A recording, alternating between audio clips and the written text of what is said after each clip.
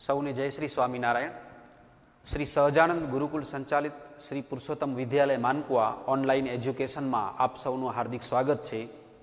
વિદ્યાર્થી મિત્રો, આજે આપણે ધોરણ 9 ગણિત પ્રકરણ 1 સંખ્યા પદ્ધતિ, જેમાં સ્વાધ્યાય 1.6 કે જેમાં આપણે સમય ઘાતાંક બાબત ઉપર આધારિત કેટલાક પ્રશ્નો આવે છે, તો એનો આપણે આજે અભ્યાસ કરીશું.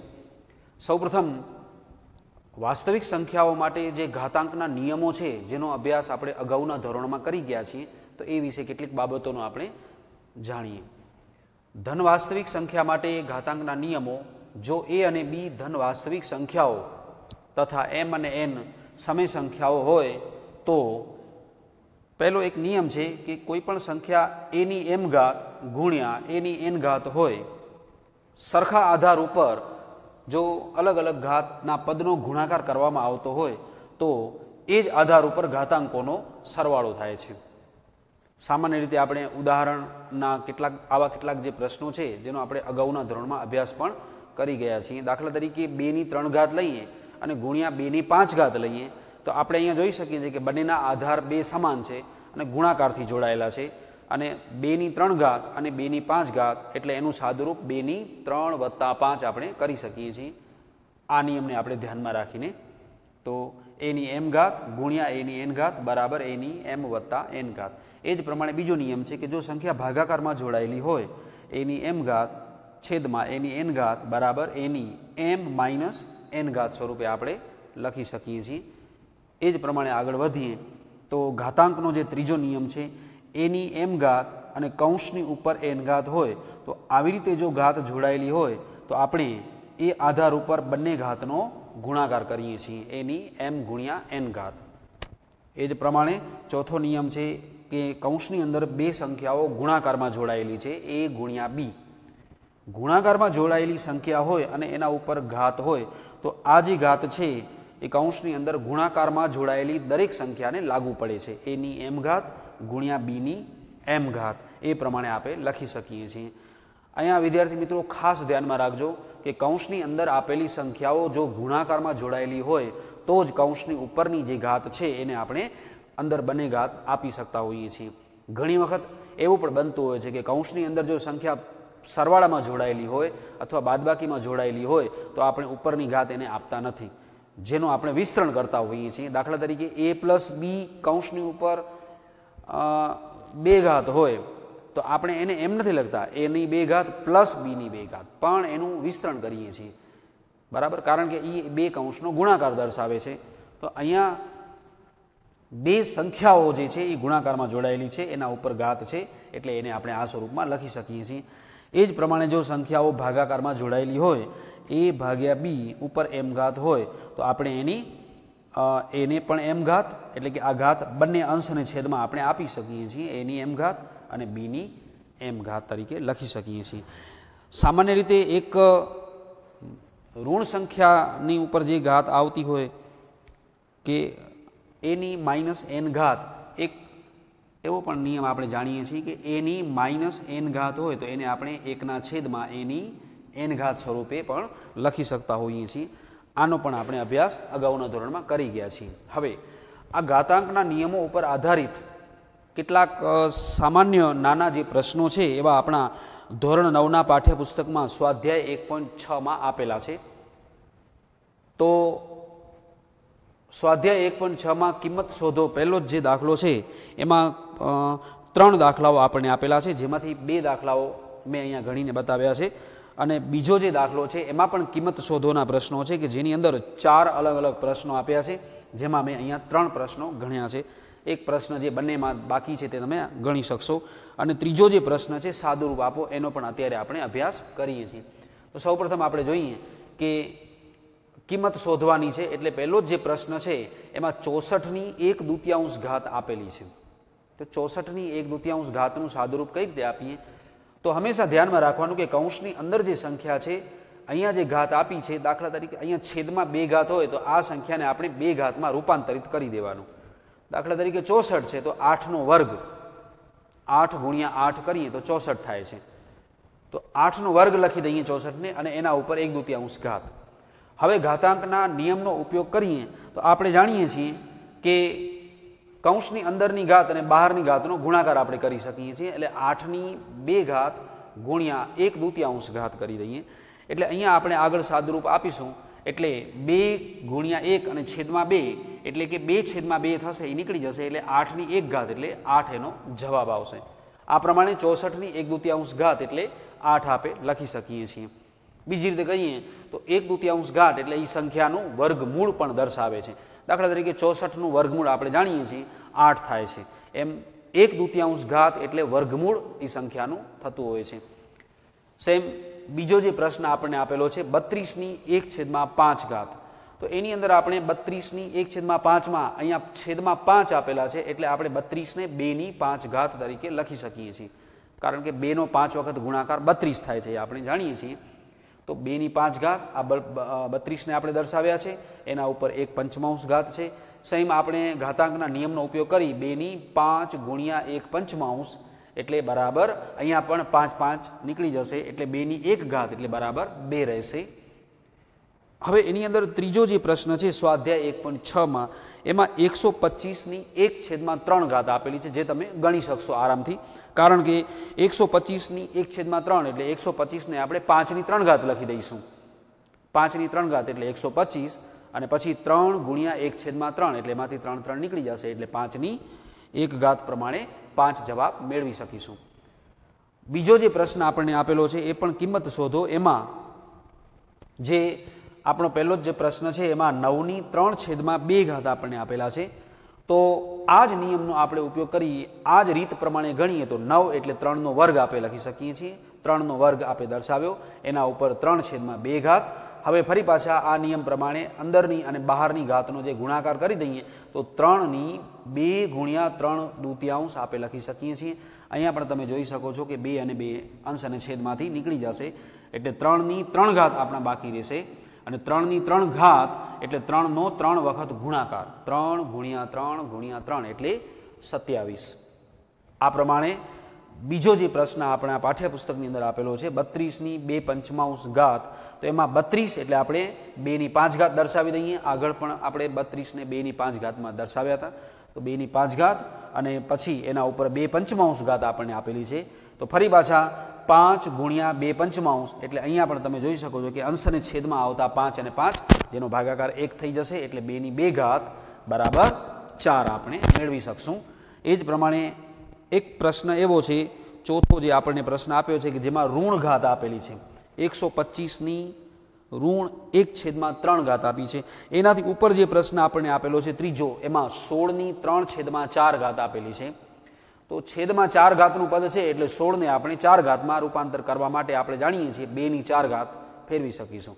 તો 2ની 4 ઘાત 16ને આપણે 2ની 4 ઘાત લખી દઈશું, અને આ જ સ્ટેપ પ્રમાણે આગળ વધી અને તમે દાખલો ગણી શકશો. હવે આપણે વાત કરીએ તો 125ની -1/3 ઘાત છે, એટલે આપણે 125ને 5/3 ઘાત દર્શાવી દઈએ. પછી અંદરની અને બહારની ઘાતનો ગુણાકાર છે, તો 5ની 3 ગુણ્યા -1/3 ઘાત આપણે અલગથી દર્શાવ્યા છે. આ નિયમને આપણે ધ્યાનમાં રાખવાનો કે કૌંસની અંદર જે ઘાત આવે છે આપણે આનો ઉપયોગ કરીએ છીએ, એની m ઘાત અને એના ઉપર n ઘાત છે. તો એનો ઉપયોગ કરીને આપણે 3 ગુણ્યા -1/3 કરી અને અહીંયા પણ 3 3 આપણે દૂર કરી દઈએ તો 5ની -1 ઘાત રહે છે. કોઈ પણ સંખ્યા ઉપર ઋણ ઘાત જો રહેતી હોય તો એને 1ના છેદમાં લઈ અને આપણે એને ધન ઘાત સ્વરૂપે લખી શકીએ છીએ. 5ની -1 ઘાત બરાબર 1ના છેદમાં 5ની 1 ઘાત એમ આપણે દર્શાવી શકીએ છીએ. અહીંયા આપણે એક પેટા જે નિયમ છે એની -n ઘાત બરાબર 1ના છેદમાં એની n ઘાત એ સ્વરૂપે લખી શકીએ છીએ.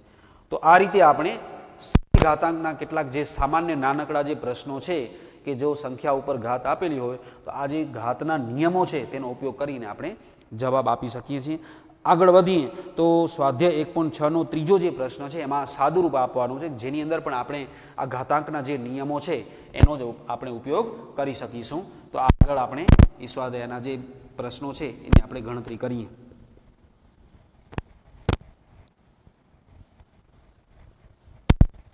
તો સાદું રૂપ આપો. સ્વાધ્યાય 1.6માં ત્રીજો જે પ્રશ્ન છે સાદું રૂપ આપો એમાં પ્રશ્ન નંબર 1 2/2/3 2/2/3 અને ગુણાકાર ગુણ્યા 2/1/5 એ પ્રમાણે આપણને આપેલો છે. 2/1/5 આ રીતે આપણને પ્રશ્ન લખીને આપ્યો છે. ઘાતાંકમાં બે સંખ્યાઓની વચ્ચે આ રીતે ટપકોનું જે નિશાન છે એ ગુણાકાર દર્શાવે છે, એ આપણે ધ્યાનમાં રાખવાનું. તો અહીંયા આપણે જોઈ શકીએ છીએ કે એક જ આધાર ઉપર અલગ અલગ ઘાત આપેલી છે. તો પહેલો જે આપણો ઘાતાંકનો નિયમ છે કે ઘાતાંકોનો સરવાળો, એનો આપણે ઉપયોગ કરી શકીએ છીએ. તો 2/2/3 ઘાતાંકોનો સરવાળો પ્લસ 1/5 એ રીતે આપણે દર્શાવી શકીશું. હવે આગળ સાદુરૂપ આપીએ તો અપૂર્ણાંકનો સરવાળો કરવાનો છે. અપૂર્ણાંકનો સરવાળો એટલે આપણે ક્રોસમાં ગુણી દઈએ અથવા સમછેદી બનાવીને પણ આપણે સરવાળો કરી શકીએ છીએ. તો 2×5=10. જ્યારે આ પ્રકારનો સરવાળો હોય ત્યારે પહેલાં આપણે આનો ગુણાકાર કરી દઈએ પ્લસ આનો ગુણાકાર કરી દઈએ, 3×1=3 અને આખાના છેદમાં 3×5=15 આપણે લખી શકીએ છીએ. આ અપૂર્ણાંકનો સરવાળો આપણે આ રીતે કરી શકીએ છીએ. તો આગળ વધીએ તો 2×10^3 13/15 થશે. આનું આપણે આગળ કિંમત શોધવાની જરૂર નથી, કારણ કે આ પ્રકારના અપૂર્ણાંક સ્વરૂપમાં આપણે કિંમત શોધવાની નથી આવતી. આ એનું સાદુરૂપ કહેવાશે. તો અહીંયા કને જે સમાન આધાર સાથે અલગ અલગ ઘાતાંક આપેલે છે તો એનો ગુણાકાર છે તો ઘાતાંકોનો સરવાળો એ ગુણધર્મનો ઉપયોગ કરી અને આપણે આગળ દાખલો ગણી શકીએ છીએ. એ જ પ્રમાણે બીજો જે આપણને પ્રશ્ન આપ્યો છે આગળ, જેમાં કૌંસમાં 1/3 અને કૌંસની ઉપર 7 આપણને આપેલા છે. આનું આપણે સાદુરૂપ આપીએ.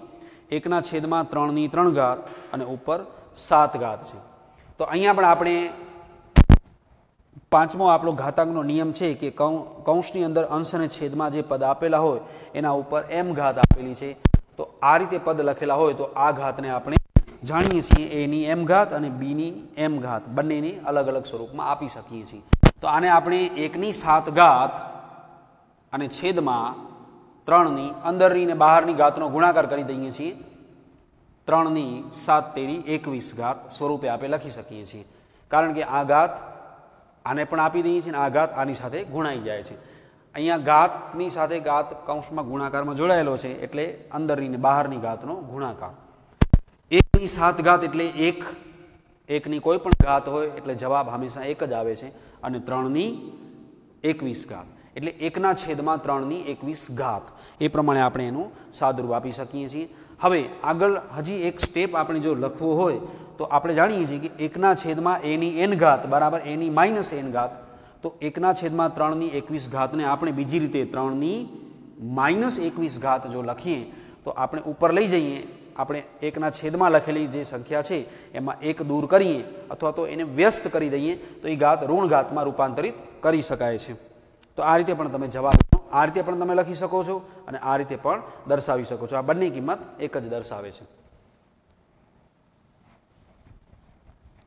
આગળ વધીએ એના પછી ત્રીજો જે આપણને પ્રશ્ન આપ્યો છે સાદુરૂપની અંદર, એમાં 11/1/2 11/1/2 અને 11/1/4. અહીંયા એક જ આધાર ઉપર અંશ અને છેદમાં જે ભાગાકાર કરવાનો છે, ભાગાકારની અંદર એક જ આધાર 11 આપેલા છે અને એના ઉપર 1/2 અને 1/4 ઘાત આપેલી છે. એટલે a ની m ઘાત a ની n ઘાત બરાબર a ની m - n ઘાતનો આપણે ઉપયોગ કરી 11/1/2 - 1/4 ઘાત આપણે લખી શકીએ છીએ. સેમ આમાં પણ બાદબાકી કરવાની છે અપૂર્ણાંકની, તો તમે ક્રોસ ગુણાકાર કરીને જવાબ મેળવી શકો અથવા સમછેદી બનાવીને આને 4 સમછેદી બનાવીને પણ જવાબ મેળવી શકો છો. અહીંયા આપણે ચોકડી ગુણાકાર કરીને જવાબ મેળવીએ છીએ. તો 4×1=4 -2×2 અને છેદમાં છેદનો ગુણાકાર દર્શાવીએ તો 8 થાય છે. તો સાદુરૂપ આપણે આગળ આપીએ તો 11ની 4માંથી 2 બાદ કરી દઈશું એટલે 2/8. અને 2/8 ને આપણે સંક્ષિપ્ત રૂપમાં આપણે આપીએ તો 2 ચોક 8 થશે, એટલે 2 એકા 2 અને 2 ચોક 8 એટલે 11/1/4 આપણને મળશે. પહેલાં આપણે ઘાતાંકના નિયમનો ઉપયોગ કરી અને બાદબાકી કરી છે, અને પછી આ બાદબાકી કરવા માટે આપણે અપૂર્ણાંકનો બાદબાકી એટલે ચોકડી ગુણાકાર જે આપણે એ રીતે પણ કરી શકીએ છીએ. તો એ રીતે આગળ સાદુરૂપ આપી અને 11/1/4 આપણે જવાબ મેળવી શકીએ છીએ. આગળ વધીએ તો આપણને ચોથો જે પ્રશ્ન છે આપણને આપેલો છે, એમાં 7/1/2 ગુણ્યા, આ રીતે આપણને પ્રશ્ન આપ્યો છે, 7/1/2 ગુણ્યા 8/1/2 ઘાત લખેલી છે. અહીંયા આપણે જોઈ શકીએ છીએ કે આધાર બંને જુદા જુદા છે, ગુણાકાર છે, ઘાત બંનેની સરખી છે. તો અહીંયા આપણે આનો વિચાર કરીએ, a bની m ઘાત, તો તમે અહીંયા જોઈ શકો છો કે આપણો જે ચોથો નિયમ છે, સમય ઘાતાંકના નિયમો લખ્યા છે, એમાં a ની m ઘાત ગુણ્યા b ની n ઘાત હોય, અહીંયા n ઘાત દર્શાવે છે, a ની m ઘાત ગુણ્યા b ની m ઘાત છે. તો જો ઘાત બંનેની સરખી છે તો આપણે એક જ સંખ્યા ઉપર એક ઘાત લઈ શકીએ છીએ, એટલે આને પણ આપણે બરાબર 7/8 લખી અને એના ઉપર 1/2 ઘાત દર્શાવી શકીએ છીએ. 7/8 ઘાત અંદર ગુણાકાર કરી અને સમાન ઘાતને આપણે ઉપર રાખી દઈએ છીએ. તો આગળ વધીએ તો 7/8 એટલે બંનેનો ગુણાકાર એટલે 56/1/2 ઘાત. આ રીતે આપણે એનું સાદુરૂપ આપી શકીએ છીએ. તો સમય ઘાતાંકના જે સ્વાધ્યાય 1.6માં જે કેટલાક પ્રશ્નો આપણને આપ્યા છે, જે અગાઉ પણ આપણે સમય ઘાતાંકના કેટલાક નિયમો આપણે પ્રાથમિક શાળાઓમાં ભણ્યા છીએ, એનો પણ ઉપયોગ કરીને આપણે આ રીતના કેટલાક પ્રશ્નો છે એના જવાબો મેળવી શકીશું. તો હોમવર્કના સ્વરૂપમાં આપણે 1 થી 2 દાખલાઓ છે કિંમત શોધોના, એ જરાક નોંધી લેશો. અને આપણે સ્વાધ્યાય 1.6માં જે પહેલો જે પ્રશ્ન છે એનો એક દાખલો છે જે તમે હોમવર્કમાં ગણી શકશો, અને સ્વાધ્યાય 1.6નો બીજો દાખલો છે એનો પણ એક દાખલો છે જે પણ તમે ગણશો. બરાબર. હવે બીજા કેટલાક જે પ્રશ્નો છે એની આપણે નોંધ હોમવર્કમાં લખી લઈએ છીએ.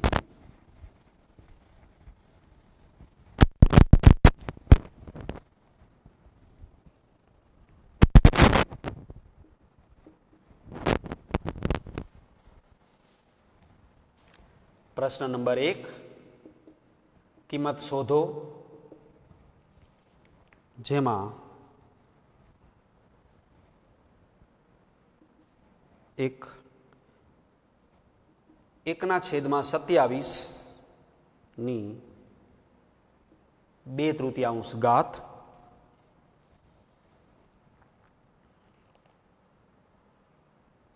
બીજો એક પ્રશ્ન આપણે કિંમત શોધોનો લઈએ તો